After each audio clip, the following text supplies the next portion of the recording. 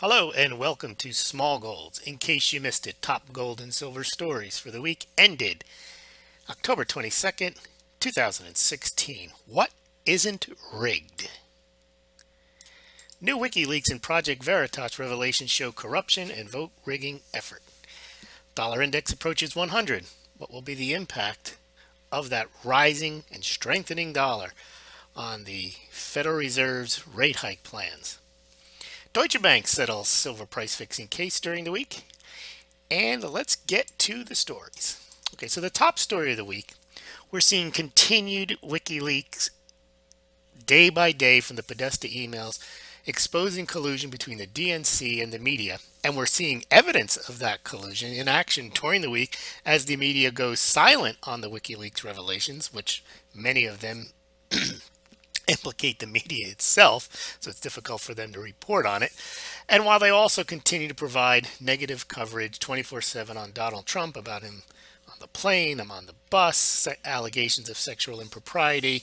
These are allegations. Normally, in the past, a media outlet might report on a lawsuit, but not just somebody wants to come forward and say they have something negative to say about a particular candidate.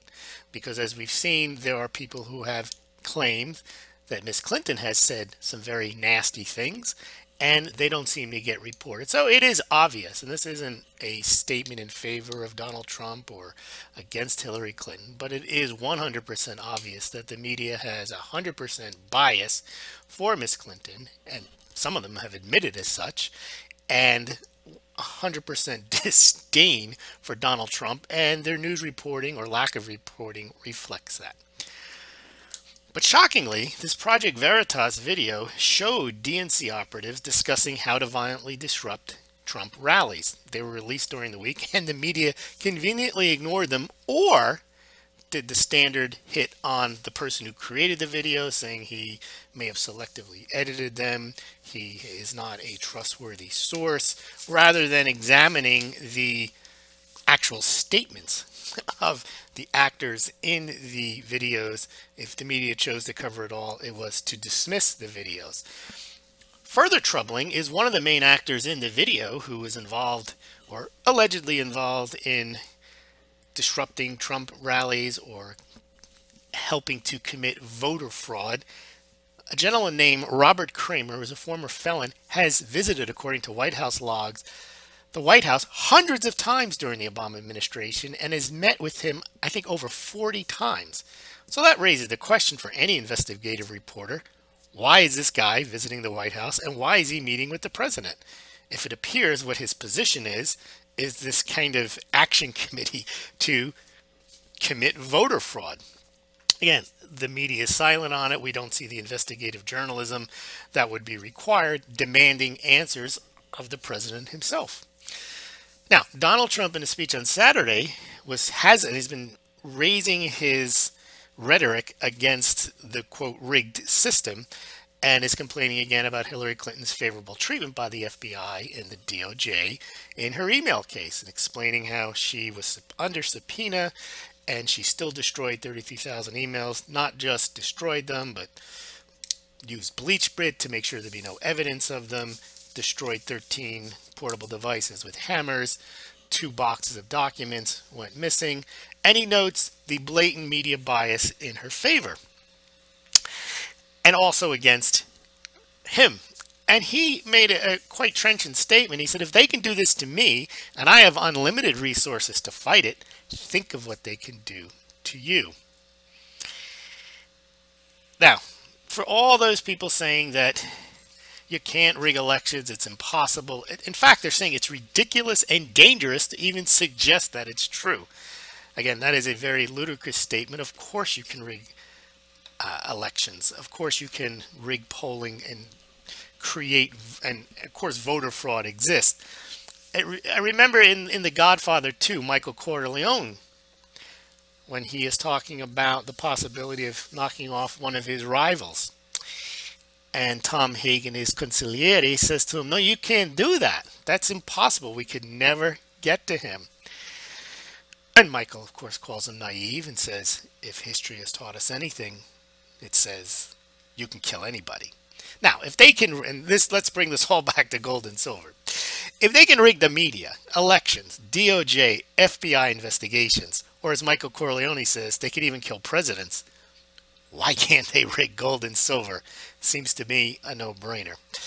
All right, let's get to the top stories of the week. Gold and silver closed last week at $12.65, up about $15 from last week. Silver managed a small gain of about 12 cents, up to $17.50. The gain in gold was 1.2%. The gain in silver just 0.6%. So you get a increased gold-silver ratio. The gold-silver ratio ended the week at 72.33 to 1. Here's a chart of the week. This is a chart showing the Dow Jones Industrial Average versus the price of gold. Now this year has been a very bad year for the United States economy.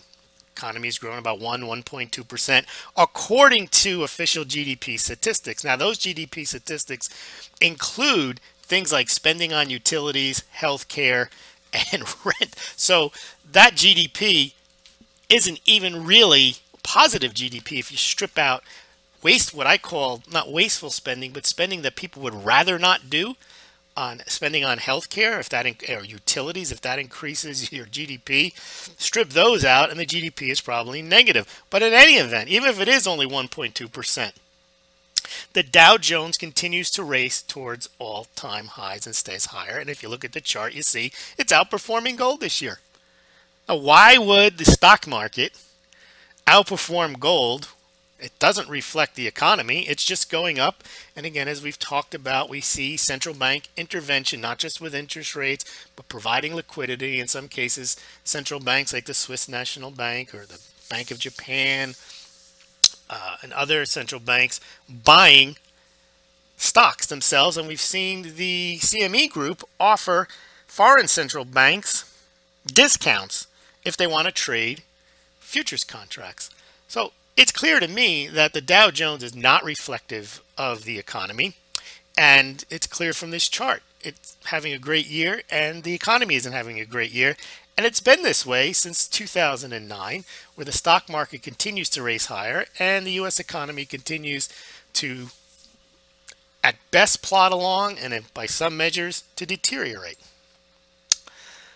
Okay, let's go to the news of the week. The first big story was Deutsche Bank settled a case, and back early, I think it was in May, and it was a price fixing case, a private case involving silver and gold price fixing, and they were accused, along with several other bullion banks, that they had conspired to manipulate the price of silver and gold.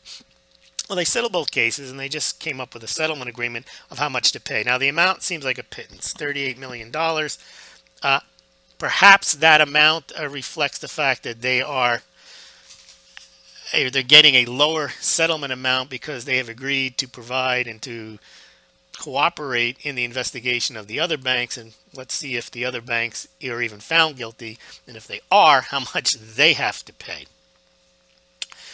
Quick news, Dubai Exchange has become the first foreign exchange to use the Shanghai Gold benchmark. That's somewhat interesting because it shows that they're going to look at that price, not just the LBMA and the COMEX prices. U.S. economic data, the Empire Fed, down, was expected to be up. Industrial production was up slightly, was expected to be up slightly more. So again, nothing rip-roaring about the U.S. economy. Nothing to indicate that the United States economy is solid, strengthening, and robust, but yet that is the narrative we're fed every day. U.S. Mint sales update. Now, we won't go through each and every day's sales reports, but I will say, and we did do a midweek report on the gold and silver sales at the U.S. Mint. They have come to life. Silver, this month so far, the silver sales of American Silver Eagles have already reached 3 million, and the gold American Eagle and the gold American Buffalo sales are also significantly higher than last month.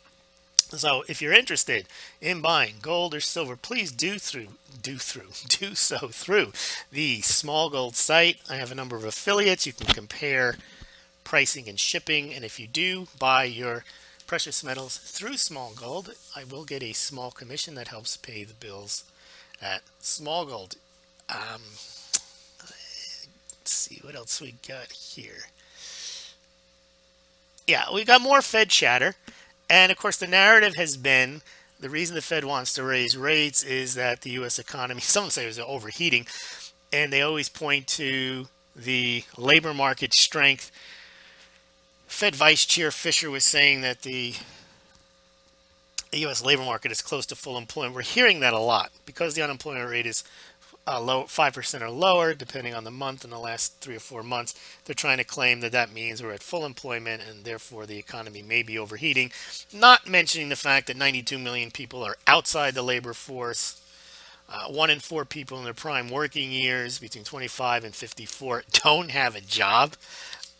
So it's a stretch to even think that we're at full employment. And then, of course, a lot of the jobs that we have are part-time jobs. Some people have 2 part-time jobs. Wages are not improving. So it is a very big stretch. Now, the only reason they want to raise rates is because I think they want the dollar to be relatively strong to make it attractive for U.S. Treasury bonds, just to make it look like the U.S. economy is strong, the dollar is strong, and to keep the dollar as the world's reserve currency without question. Now, we mentioned at the top of the show, all this talk has really helped drive the dollar index higher. Now, the dollar index is the dollar versus a variety of currencies, mainly the Japanese yen, the euro, the British pound, I think the Swedish kroner. And those currencies have taken a hit lately, and mostly because they have, I think England has 0 interest rates, ECB negative interest rates, Japan negative interest rates, and because the U.S. actually has a positive rate of interest. So the United States wants to maintain that distinction that at least, even though it has ridiculously low artificial rates, it still has a positive rate of interest, and they're looking to kind of tack on another 1/4 point. Well, it looks like the market's already priced in that supposed December rate hike because the dollar index is now close to 100. And I've said for quite some time, not that that makes it right, just saying something for a long period of time, but it has been my theory for a while that when the dollar index falls, that's when the United States Federal Reserve starts to talk about raising rates. And when the dollar index gets really high, that's when they can start talking about stimulus or not raising rates. And we seem to be getting close now to where the Fed may be able to call off a rate hike in December if the dollar index is 100 or higher, because a interest rate hike coupled with language that they're going to gradually continue to raise rates will really push the dollar index higher. Now, why does the Fed not want the dollar too strong? We know why it doesn't want it too weak. They don't want lack of confidence in the dollar. But if the dollar gets too strong, then you have an issue with the Fed having deflation, because if the dollar is very strong, and again, I didn't mention the Chinese yuan is not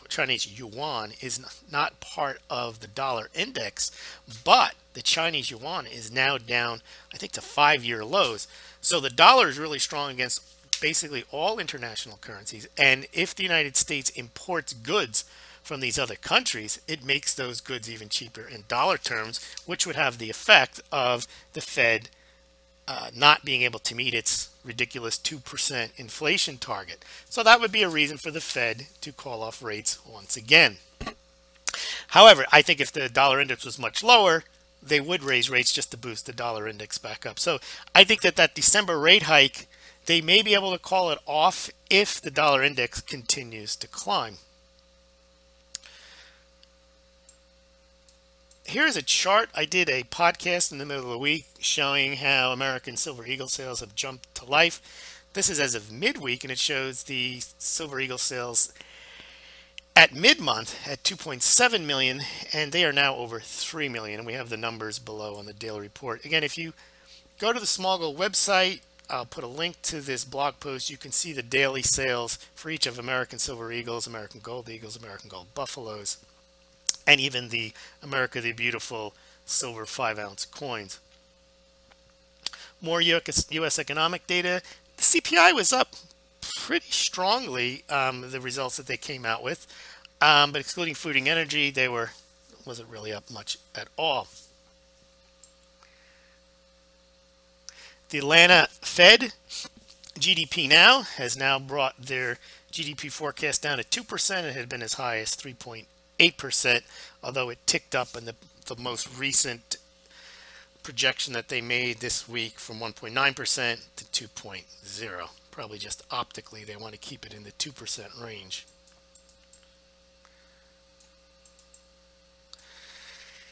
Speaking of challenging election fraud, there has been a massive mainstream media, and also coming from the president himself, kind of mocking of those saying that there might be election fraud when they themselves have complained of election fraud in the past, and rightfully so. Al Gore complained of election fraud. Hillary Clinton said the election was stolen from him. When Obama was running in 2008, he was warning people about making sure that we had fair elections. So I did a blog post and then a companion podcast basically saying that challenges to election fraud strengthen rather than weaken democracy. It doesn't do any of us any good to see fraud and be quiet about it and say, well, I don't want to undermine democracy. It's the fraud that undermines democracy. In any event, if you check out that blog post, there's plenty more arguments. Then you can also check out the podcast on the same topic. Russian central bank adds 500,000 ounces of gold to reserves in September. Russia has been far and away the one central bank that has added the most gold over the last 2 years. Just look at this from June 2015 to September 2016. They consistently add large amounts of gold to the reserves. They now have 1,543 tons of gold. Plenty of charts at this link on Russia's gold acquisitions. Now, there's a point I made back in August of 2015. I actually think that this whole Hillary Clinton email scandal, vote rigging, whatever it is, leads right up back to the president. Why do I say that? The president is in charge under a Latin common law of respondeat superior. The person who's supervising the Secretary of State is responsible for her actions, especially if he knows what she's doing and he's authorized her. Now, if the president has received emails from the Secretary of State on an insecure or unsecure server, then he's aware of the security breach, and therefore he is complicit in the security breach.